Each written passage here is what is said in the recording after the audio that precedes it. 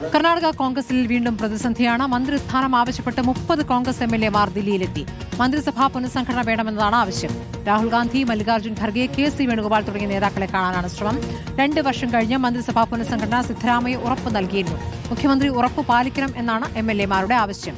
നോബിൾ മാരിക്കാരൻ പേരുകളുമായി. നോബിൾ, ഇപ്പോൾ കർണാടകയിലെ എംഎൽഎമാരാണ് മന്ത്രിസ്ഥാനം ആവശ്യപ്പെട്ടുകൊണ്ട് ഹൈക്കമാൻഡിനെ കാണാനെത്തിയിരിക്കുന്നത്. ഇതിൽ അസ്വാഭാവികതയില്ല എന്ന് നേരത്തെ ഖർഗെ പറയുന്നു. പക്ഷേ എന്താണ് ഈ കൂടിക്കാഴ്ചയ്ക്ക് 30 എംഎൽഎമാർ വരുമ്പോൾ സോണിയാഗാന്ധിയെ നേരിട്ട് കാണുകയാണോ അതോ ഖർഗെയാണോ കാണുന്നത്?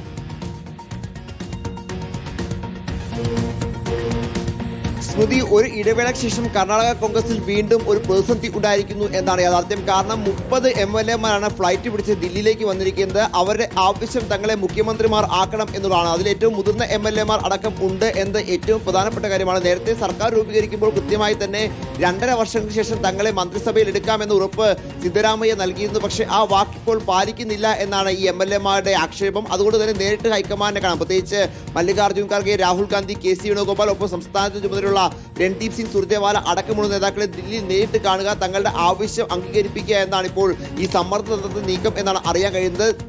പ്രത്യേകിച്ച് ബംഗളൂരിലടക്കം കൃത്യമായി കൂടിയാലോചനകളും കൂടിക്കാഴ്ച നടത്തിയ ശേഷമാണ് ഈ MLA-മാർ ദില്ലിയിലേക്ക് എത്തിയത് എന്നും ഏറ്റവും പ്രധാനപ്പെട്ട കാര്യമാണ്. നേരത്തെ നമുക്കറിയാം DK ശിവകുമാർ മുഖ്യമന്ത്രി സ്ഥാനത്ത് വേണ്ടി പല നീക്കങ്ങളും കർണാടകയിൽ നടത്തിയതു. പിന്നീട് അത് വിജയം കാണുന്ന സാഹചര്യമുണ്ട്. DK ആണോ ഇപ്പോഴത്തെ ഈ പ്രതിസന്ധിക്ക് പിന്നിൽ എന്ന സംശയം ചില കോൺഗ്രസ് നേതാക്കൾക്കാണെങ്കിലും ഉണ്ട്. പക്ഷേ MLA-മാർ ഇതിലൊരു വിശദീകരണം നൽകുന്നത് നിലവിലൊരു മുഖ്യമന്ത്രി മാറ്റം തങ്ങളുടെ അജണ്ടയിലില്ല. പക്ഷേ തങ്ങളെ MLA-മാരെ ഇത്തരത്തിൽ മുഖ്യമന്ത്രി നേരത്തെ തന്നെ മന്ത്രിസഭയിൽ എടുക്കാമെന്ന് അറിയിച്ചിരുന്നു. പക്ഷേ ആ തീരുമാനം അംഗീകരിക്കണം, അത് നടപ്പാക്കണമെന്നാണ് ആവശ്യം എന്നാണ് MLA-മാർ വ്യക്തമാക്കുന്നത്. അതേസമയം ഇന്നിപ്പോൾ മുഖ്യമന്ത്രി സിദ്ധരാമയ്യയും ഇക്കാര്യത്തിൽ പ്രതികരണം നടത്തിയിട്ടുണ്ട്. കാരണം MLA-മാർ ഹൈക്കമാൻഡിനെ കാണാൻ പോകുന്നതിൽ തെറ്റില്ല എന്നാണ് ഇതിൽ സിദ്ധരാമയ്യ പ്രതികരണം നടത്തിയത്. കരുതലോടെയാണ് സിദ്ധരാമയ്യയുടെ പ്രതികരണം എന്നും ഏറ്റവും പ്രധാനപ്പെട്ടതാണ്. നേരത്തെ തന്നെ MLA-മാർ പോകുന്ന കാര്യം തനിക്ക് അറിയാമായിരുന്നു എന്നും കൃത്യമായി തന്നെ സിദ്ധരാമയ്യ വ്യക്തമാക്കി. എന്നാലും 30 MLA-മാരാണ് ദില്ലിയിലേക്ക് എത്തിയിരിക്കുന്നത്. ഇതുവരെ നേതാക്കന്മാർ കൂടിക്കാഴ്ച നടത്തിയില്ല. പക്ഷേ കൂടിക്കാഴ്ചയ്ക്ക് സമയം തേടിയിട്ടുണ്ട്. അവരുടെ ആവശ്യം മന്ത്രിസഭയെ പുനഃസംഘടിപ്പിക്കണം, തങ്ങളെ മന്ത്രിസഭയിൽ എടുക്കണം എന്നുള്ളതാണ്.